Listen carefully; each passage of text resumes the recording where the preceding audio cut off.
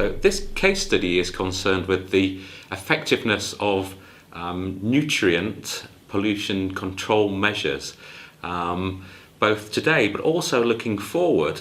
to see if those measures would be effective in the future under different scenarios of climate and land cover change in the 2050s. So this case study looks at the pressures from farming and sewage effluent inputs in a small catchment in Scotland, which is the Tarn Burn, which is a tributary of the River Dee in northeast Scotland. And that catchment was chosen because it's a catchment that's got lots of instruments in it and lots of data that's been collected and analysed by the James Hutton Institute, which are based in Aberdeen. And this case study is also important because it looks not at just one pollutant but looks at nitrogen and phosphorus together, and it's important for catchment management that we consider nutrients together and not in isolation. For this case study we used a dynamic conceptual model called INCA,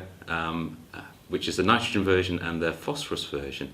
and we used this complex model so that we could simulate the long-term changes in the nitrogen and phosphorus behaviour within the catchment.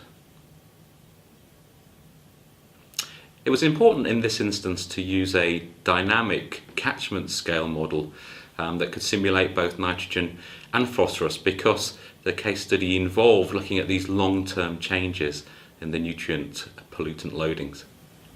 So we checked to see if these measures were future-proof, and by that we looked at the measures to see how effective they would be in the current conditions, and they were shown to reduce nitrogen and phosphorus loads to the river system. But we also checked the same measures for the period in the 2050s, when we took those same measures and also introduced the scenarios of climate change and land cover change, and we found that those measures were still effective at reducing the nutrient pollution loading in that period too.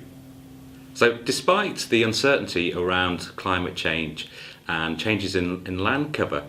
then the measures that we explored within the models were likely to have a big impact on reducing nitrogen and phosphorus emissions. Because those measures were so large, they were effective and remained effective. It will remain effective in the future.